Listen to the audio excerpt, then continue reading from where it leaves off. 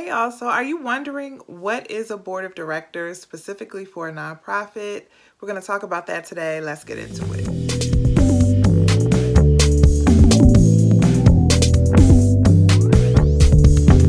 Hey y'all, this is Tiffany with Boss on the Budget. I help new and small nonprofits get up and running. If you need help with your nonprofit, make sure you subscribe to this channel because I drop videos every week. So I wanted to do a basic one-on-one video on what is a board of directors in response to a comment about me not explaining what a board of directors is in my what is a nonprofit video, which I'm linking above. So I'm just going to take some time just to give you some background if you don't know what a board of directors is, and give you some insight on other resources that you can look into to educate yourself. All right, so I'm going to dive right into it. Having a board of directors for your nonprofit isn't exclusive to nonprofit organizations. There are also businesses that have board of directors. So I just want to be clear that what I'm talking about today is specifically in reference to nonprofit corporations. Now, your board of directors is the governing body of your nonprofit. Because you are a nonprofit corporation, you do not have an owner. So just because the founder had the idea and started the organization, it doesn't mean that person has any ownership stake in the organization. So there has to be a ruling or governing body over the organization, and that's the role of the board of directors. So the board of directors sets the mission, the vision, the values, the plan for the organization. All of that should come from the board. If you are a new nonprofit founder and you need help finding board members, make sure you check out my video linked above because I share some pointers about how to find board members, but also in the description box below, I have a link to my board recruitment toolbox, which has tools available to help you identify the right board members for your new nonprofit. As the board of directors, that group is legally responsible and has fiduciary responsibility, meaning that they are entrusted to make sure that the organization does as it's supposed to do and in terms of meeting its charitable purpose and adhering to the law of the land. So the governing body is so key to the organization, and there's not one position that's above another. Now, there may be different offices like a chair or vice chair and that kind of thing, which I talk about in this other video as well, linked above. But no one person has more standing over the other. It is a body that is supposed to work together for the best interest of the organization. So what I'm going to do in this video is detail the 6 main responsibilities of a board member. And also, after I do that, at the end, I'm going to share 3 specific duties that are ascribed to board members. And this is something you should take a lot of notes on, because as you train your board members up, as you all begin to form your board, if you're a new nonprofit, you really need to be aware of these responsibilities as board members. So these 6 responsibilities I got from a great website that's a good resource if you are a board of directors. You can go to Board Source, okay, and you can find information about responsibilities of board members. You can find templates and examples of policies and all kinds of things to help you pull together your board of directors and make sure you all are running effectively. So the first responsibility is ensuring that the organization is fulfilling its mission. As a new nonprofit, you all will more than likely have to develop the mission statement together. You all need to make sure that whatever you're trying to do flows from your overall mission, or sometimes called your purpose statement. Now, your mission will detail who you are, what you do, and why you do it. And so I broke this down in another video that I did. See, I got a lot of videos, y'all. So I broke this down in another video to help you craft your own mission statement. But it is the board's responsibility, especially if you're new, to help craft that mission statement, but also just to make sure that as you go along and make decisions as an organization, that you are following your mission and you're adhering to your charitable purpose. The second responsibility is to set policy for the organization. So as a governing body, you have to have a set of rules, which is your bylaws, but also certain policies in place just to make sure that it's clear that there's a standard for how you do the work that you do. So a lot of the policies that the board will set will have to do with how the board is to conduct itself, and also how to manage different responsibilities that are ascribed to the board, specifically around financial management and things that matter to the IRS. So as board members, if you are in a new nonprofit, one of the first things you really should be thinking about are what policies should you have in place to make sure that there's an understanding across the organization of how you handle certain things. There are policies that you should have in place, like conflicts of interest and your document retention policy, to make sure that you're not only just adhering to the laws and expectations of the IRS, but also to make sure that you're doing right by the organization and you're managing it properly. Okay, the third one is ensuring the financial health of the organization. Now, I'm going to start diving into some topics that I know some of y'all going to get all caught up on and all nervous about, but we got to talk about it. It is a clear responsibility of the board of directors to ensure that the organization is financially healthy. So the board needs to understand what it's up against in terms of what it costs to run the organization, what your cash flow is like, what you need to raise.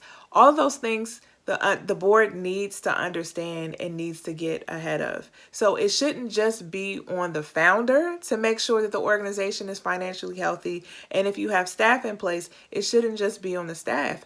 It is one of your core responsibilities to make sure that the organization is financially viable. That means you all should be having a fundraising or development plan in place so you know what type of funding sources or income sources you need to be looking at to make sure that you're able to run successfully.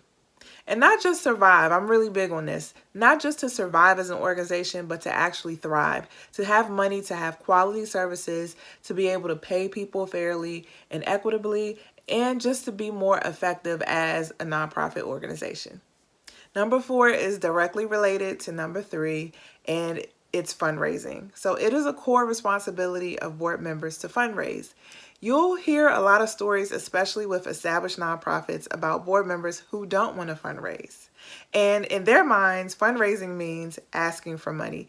But that's not necessarily all that's encompassed in fundraising. So if you've heard me talk about fundraising before, there's a cycle, there's a process to fundraising, and it's not just all about the asking. Asking is really just a small part of what it takes to fundraise, but there's so much work you can do to build trust and credibility with donors, to cultivate those relationships, to thank and acknowledge people. Those are all different steps to fundraising that board members should be engaging in. And if they're comfortable directly asking, but they should be tapping into their personal and professional networks to ask to support the organization, especially if you are a new nonprofit, because you want to maximize all the potential opportunities available through the people who are sitting at the level of the board, right? So you want to make sure that if a person is saying they want to invest in the startup of the organization, that they're willing to talk to their personal acquaintances or professional or social acquaintances to ask if they're willing to support the organization. So the board has to be invested in the financial interests of the organization, and they have to step up and fundraise for the organization. Number 5 is around developing a strategic plan and a vision for the nonprofit. So if you've watched any of my past videos, you know I talk a lot about being vision-minded as a nonprofit founder. The board helps to kind of frame that vision and put it into place. And it's really helpful to have a group of people do this because you can have varied experiences and perspectives to make sure you have a well-rounded view of how to accomplish your mission. So you want to make sure there is a strategic plan in place that considers what are the opportunities available to your nonprofit, what are the things to be wary of and what to look out for, and how can you leverage your strengths and your weaknesses, and what ways should you go, what direction should you take based on that assessment. So your board should be actively involved in doing that assessment to see what's the best move for you to make. You don't want knee-jerk reactions. You don't want to chase the money just because an opportunity presents itself. You want to have a clear plan laid out that's set in clear goals that align with your mission, that align with your values, so you can make sure that you always stay on a steady path. So having a clear strategic plan and vision is so key, and your board has to be central in the development of that vision and of that plan. The last responsibility is oversight of the executive director, or whoever is in the chief position of the organization, or whoever is the chief officer of the organization. So this gets a little tricky and confusing for people, especially when they're starting new nonprofits. But the first thing you got to understand is there's a difference between board and staff. So as an executive director, you are a staff person, and basically the board has oversight over who the executive director will be. So they pick the person in that position, and they also assess that person's performance. That is one of their key responsibilities. So a lot of people just assume as the founder, they may just automatically be the executive director, and it's really their organization and they run it. But in actuality, the board has oversight of your position. A lot of people don't really understand that, especially as new nonprofits, but you got to make sure you know the rules and make sure you know what's expected of you as a nonprofit, and also know that the IRS pays attention to how you set compensation, how you pick your executive leaders, because they want to make sure that there's no conflict of interest, and they want to make sure that everything is done correctly. So I promised at the end of the video just to share 3 specific duties that board members have. So this is different than the responsibilities. These are duties that board members should ascribe to. Every board member should know and understand their duties and should be able to speak to these duties as they serve on a nonprofit board.